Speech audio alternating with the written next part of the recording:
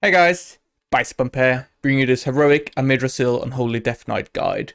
We'll take a look at talents, tips, tricks, and cool usage for every boss in raid so you can go out and get your big rank 1 heroic.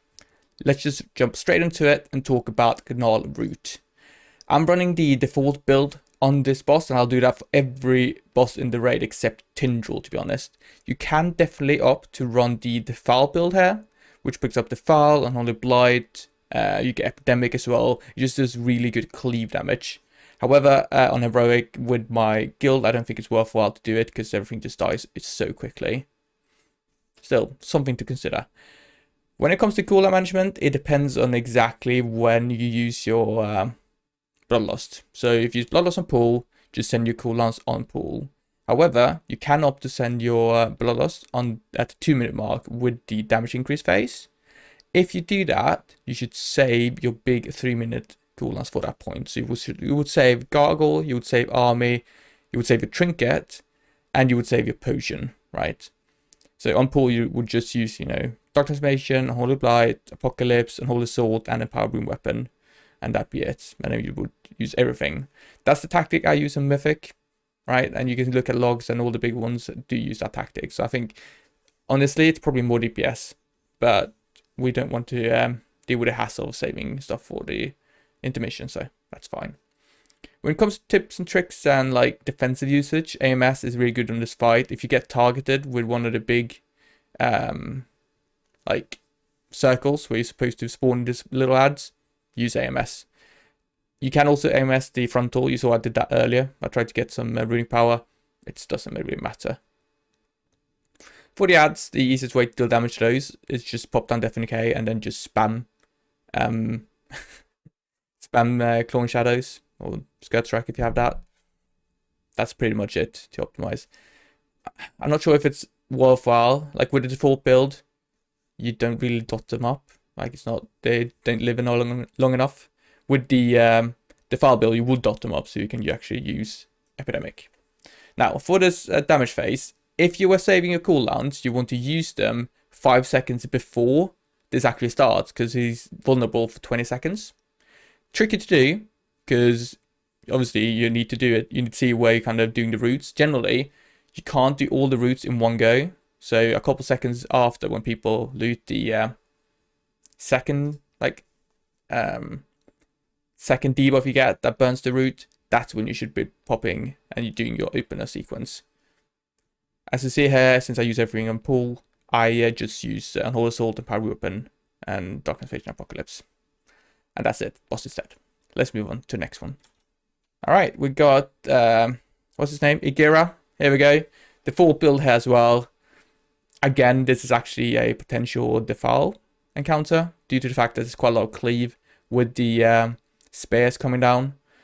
For me personally, like, you do get quite a lot of cleave by default using the normal build because Deathcore cleaves and you have the Clone Shadows cleave anyway. I don't know, it's debatable, but I just ran the default build because it's easy to not have to swap around.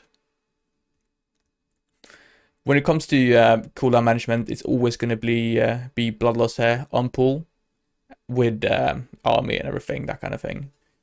You have the nice benefit that, you use your double Death and Decay in the opener. This is going to overlap nicely with the spares, and you can do some nice cleave with Clone Shadows. That's also going to be the general goal here, that when the spares spawn, you want to have Death and Decay down and cleave with Clone Shadows, and then fill in with Death Cores, which will also cleave. You can see when he jumps into the middle there, we can use Death's Advance, avoids the knockback. This is a relatively good point if you want to use AMS as well, but there's not that much damage coming into the fight. I would tend to use AMS if I end up standing in a place where there's lots of spares overlapping. That's not something you want to do, so that's a good point to use it. Also, if you get a spare, good to use AMS. As you can see here, we kind of stack around the boss. The place you don't want to be here is right in the middle, because that's when you get like the overlap of everything. Terrible, you might die due to that. Instead, it's much better to just go and stack with one of the guys to have the spare, because you're guaranteed to only get like one hit or something. It's when you try and dodge everything and end up soaking all of them that's when you end up dying of it. You can see there, I go stack on 1 instead of standing in the intersection there of it for 3. You might get a second army here, depending on how slow your group is, but, you know. You will just send that ASAP. It does use it during the like second soaking part, which is not great, but just talk to your raid leader, tell them that, you know, my 3 minutes come up here, it's not ideal for me to run away from the boss. But you can probably delay them by a couple of seconds as well. Benefit of delaying, at least on Mythic, is that you get better overlap with your Magus and when the spear spawn. Right, so if you use your opposite 3 minutes in that intermission, you won't get any spear damage. If you delay it, you will get more spear damage. That's it. Anyway, straightforward boss. It's dead. Next one. Let's go. Volcoross time. Default build, just a single target encounter. You know, nothing fancy going on really. So, default build, it's Bloodlust on pools, so just send all your cooldowns.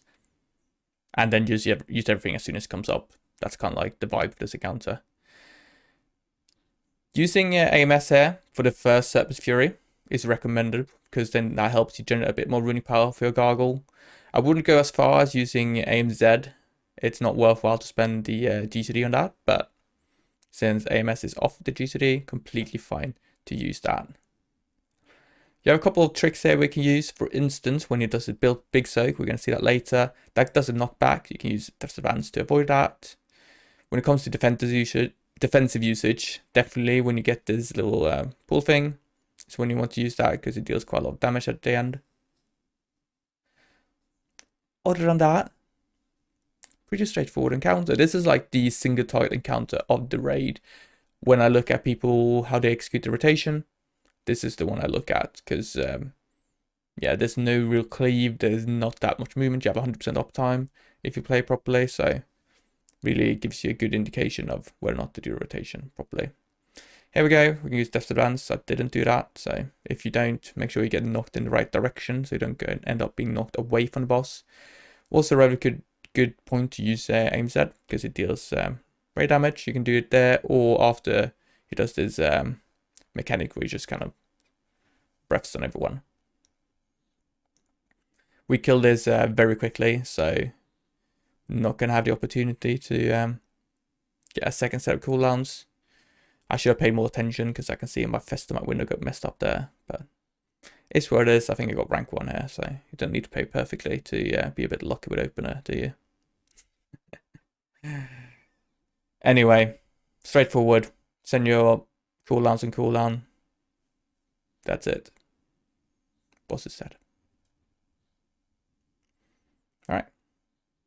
Let's take a look at the next encounter. Alright, Larodar time. Default build again.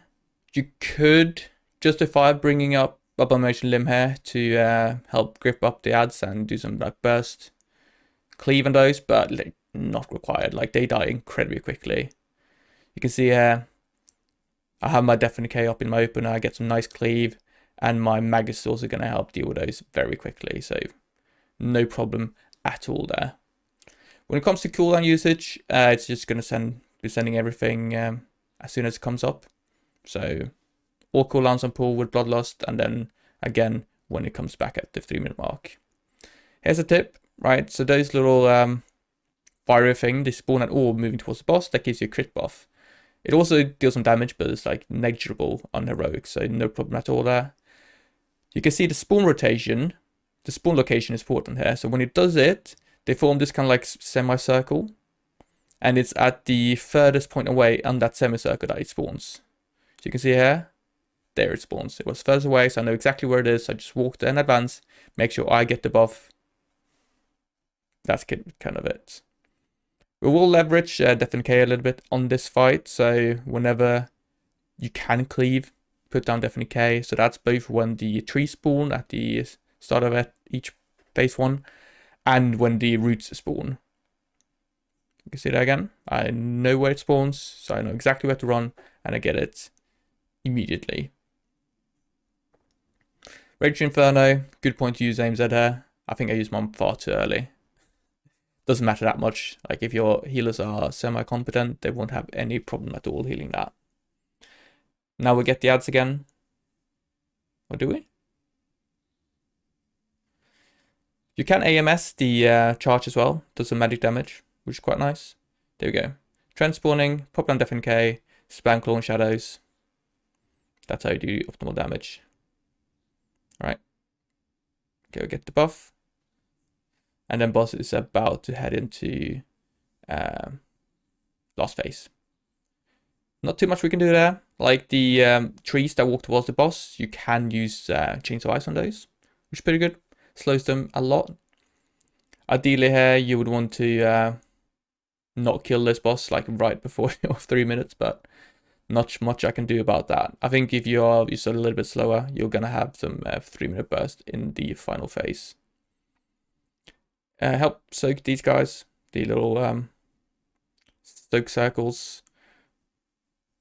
Let's see, my raid sorted out without problem. I do actually get army back up here. So army, if you play properly, it's like a 2-minute 40-ish cooldown. And in these scenarios where the boss is dying very close to the 3-minute mark, it's very much worthwhile to just send army as soon as it comes up. Anyway, boss is dead. Don't use Abomination Limb in this fight if you pick it up, because you don't want to grip over those trends into the middle. Next fight. Alright, council time. Again, default build. You can justify Abomination Limb here because you get some nice cleave in this encounter, but generally, default build is just completely fine. This fight is all about leveraging as much cleave as possible. So whenever the bosses are stacked, you're going to want to pop down Deafen K and try and do some extra damage that way. I don't think I do a great job at doing that at this specific encounter, but it's what it is. When it comes to dotting them up, like our dot doesn't do that much damage, it doesn't really matter. Just make sure you focus whatever you're focusing, which would either be the Dryad or the little butterfly. The charging dude generally dies quickly enough, so completely fine to just never focus him. He's also going to be the one that kind of stacks up on the others. So if the tanks are doing it properly, you're going to be hitting whatever target he's stacked up with, but not himself. Alright, quite a lot of running around here. I'm, yeah, not doing a great job there. If you're going to die in this fight, it's going to be the tank frontal. That's just how it is. So try and be careful. Do not stand in front of the boss at any time. If you get docked, try and locate a stack of 3 little green swirlies beforehand, so you don't end up being docked for ages. That's pretty much it.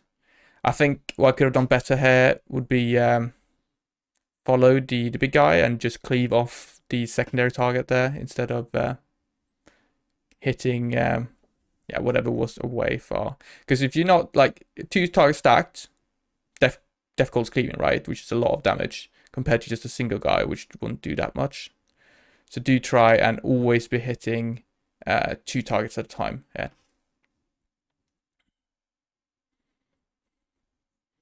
Alright, we're just continuing. I'm now using Soul Reaper as much as possible, which is a nice Deafen K for some cleave. And now we're going to sort out to make sure all the bosses die at the same time. Using Anti-Magic Shell. If you get targeted by a Javelin, it's a good idea to use it because it deals quite a lot of magic damage. But other than that, there isn't that much you can actually do in terms of good defensive usage. Except, you know, not standing in front of the boss. You know. Alright, bosses are now dying nicely together. And we're going to talk about the next fight, which is going to be Nymue. Nymue? Nymue. I don't know. Who knows how it's pronounced? Let's just have a look at it. Alright, time for the tree lady, whatever, Nymue. Default build, nothing really fancy there. Cooldown usage, just send everything on cooldown. You're going to blood loss on pool here, so just make sure you get everything out. First thing to note here, which is very important, this boss does not have a good hitbox, which means that you really have to stand close to it to get Unholy Aura. Okay? So if I just step back, if you see the red line just behind my character, if I go down to that point, I won't get Unholy Aura, which is a massive loss. So just make sure to always stand really close to the boss. The difficulty here is that we get these stun rays coming through that you're going to need to dodge.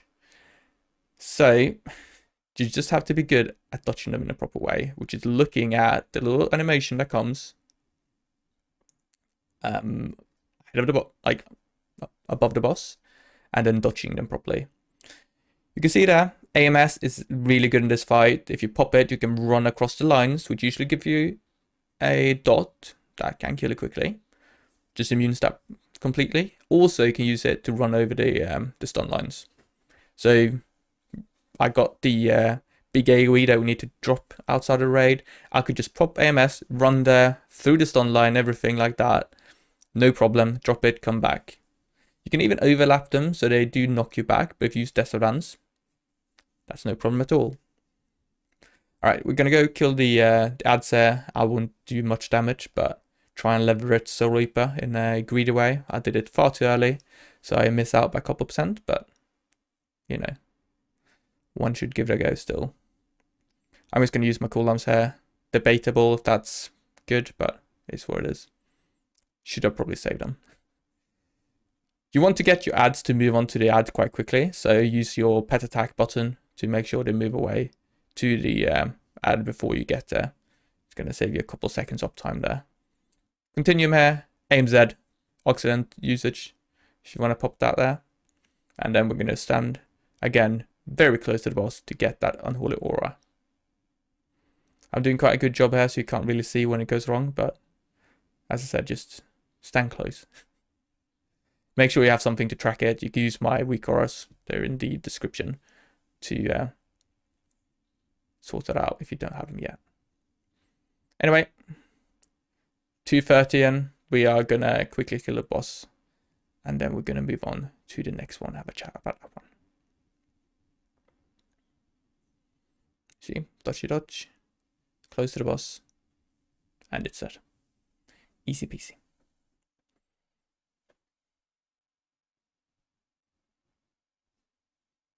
Alright, Smolderon time. Default build again, nothing had to change. However, cooldown management matters a lot here, and it depends on what your guild is doing. So we're either on heroic gonna bloodlust on pool, or with the first damage phase. Those are the two options. When it comes to cooldown management, I'll put it up here so you can see it. When you bloodlust on pool, you can use everything there, and then you can delay your second Dark Transformation Apocalypse window for the first damage phase. And then after that point, you're kind of going to use everything in cooldown, so it lines up properly.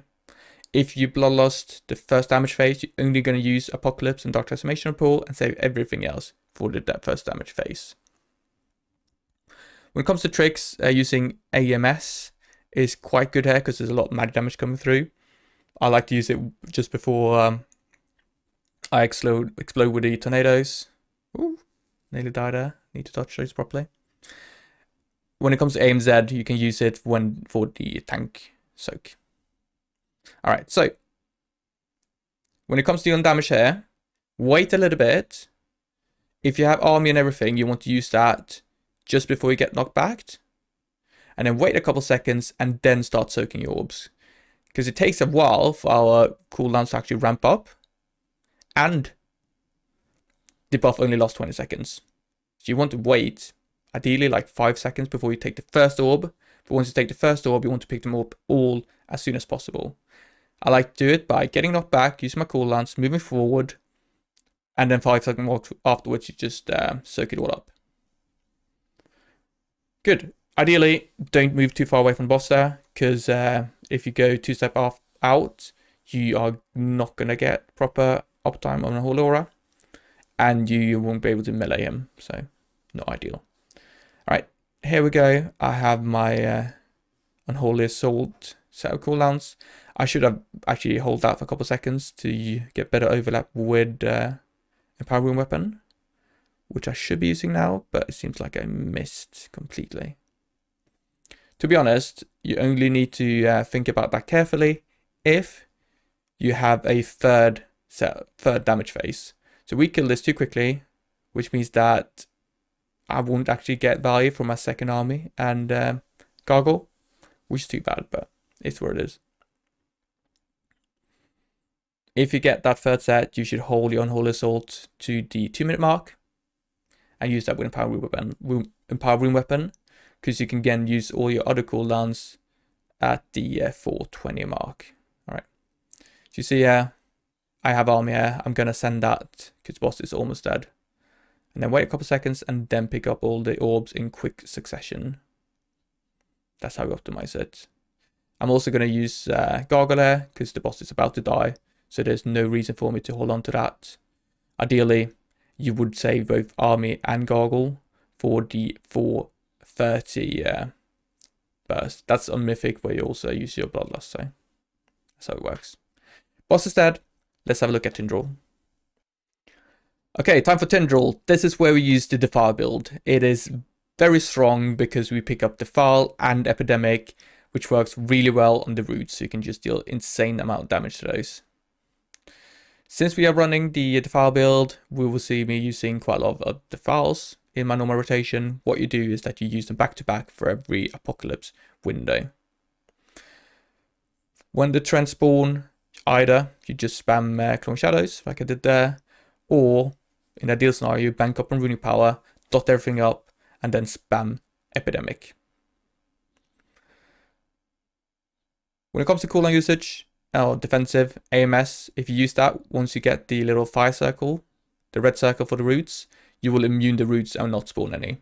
Which is good, because it's kind of like free, it removes a part of the encounter. It's going to be really important on Mythic, by the way. But on Heroic, it's just a nice thing to have. In phase 1, delay your 45-second cooldowns for when the roots spawn.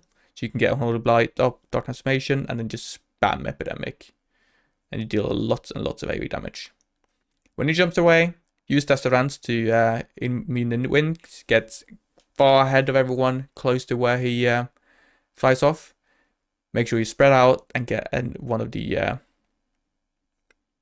those feathers quickly. Once in the air, you press 1 over and over again. Make sure you pick up these green orbs. They give a damage buff to the raid, which obviously is nice both for you and for them. Dodge the red guys. Those are baddies. And then we're going to get to the boss. I like to jump off my mount just slightly before I land, so you can start hitting the boss immediately. You can get close, jump off, and then just send your cooldowns again. Depending how quickly you do this, generally you will be using both army and Gargle in the final phase, which is also pretty good because you will have the damage buff up. It only lasts for the duration of the shield, which is not a lot, but still nice to have. From this point onwards, you could be a bit more paddy and save your AoEs for the root, but generally you want to actually kill the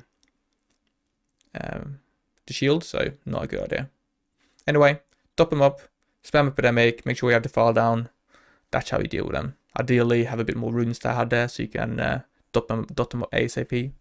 I felt like I died before I actually had time to do anything at that point. Generally save AMS for the roots, but also useful to use AMS when you are soaking the little reddies, the seeds. It doesn't immune the debuff that increases damage, but it allows you to tank loads of them. So I think at some point during this fight, I pick up like 8 stacks or something, which is fine. We push this boss really quickly. We're going to go into the next phase. Use, again, Death's Advance. Gets far close to where it's going. And then off you go. So I believe we did this a bit too quickly. I would have ideally gotten a bit more army cooldown reduction.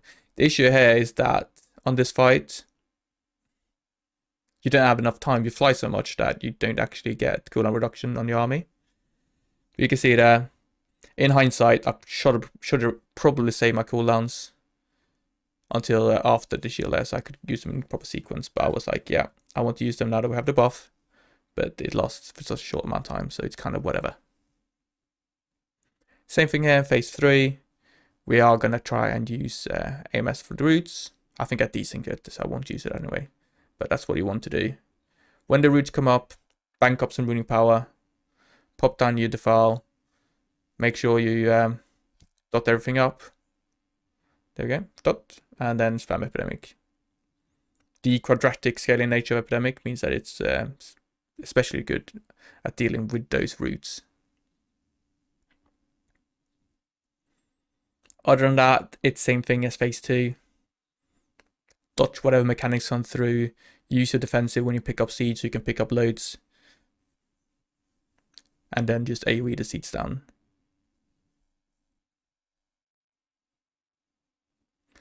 Got seeds again. Gonna bank up some ruining power. No, sorry, those are those seed. You can see here, AMS. I still get the stacks, but I can pick up loads before it actually even breaks it. Roots are coming. Bank up some ruining power. Pop down my defile. Make sure I have the rune ready for dotting them. Unlucky timing, because I would have liked Unholy Blight, but it's what it is. There we go. Boss is dead. Let's move on to the next one. Alright, Fyrakk Heroic. Again, default build is what we play here. You can pick up Abomination Limb to get better grip utility in the phase 2, but I don't feel like it's necessary, especially if you have like 2 or 3 DKs in the group. Cooldown management here is a bit tricky because it depends on your DPS. Bloodlust is gonna come at around 6 minutes or lower depending on how fast you are. So my group is too fast, so I actually need to save my second army for that point. You might think, well, hang on, 2 armies is better than 1 bloodlust. Yes, but the second army is really scuffed. You use it in the phase 2 intermission where you're running about and hitting all kinds of different mobs, which means that it's not as powerful as it usually is. That's why it's worthwhile to save. Good point to use AimZ here when he uses big ability. It deals less damage the further away you are. But again, your group is going to be stacked. Put down AimZ, help them survive. Otherwise, in phase 1, there isn't much else we can do and hitting the boss. You can use AMS for the Firestorm. Makes it more difficult to die.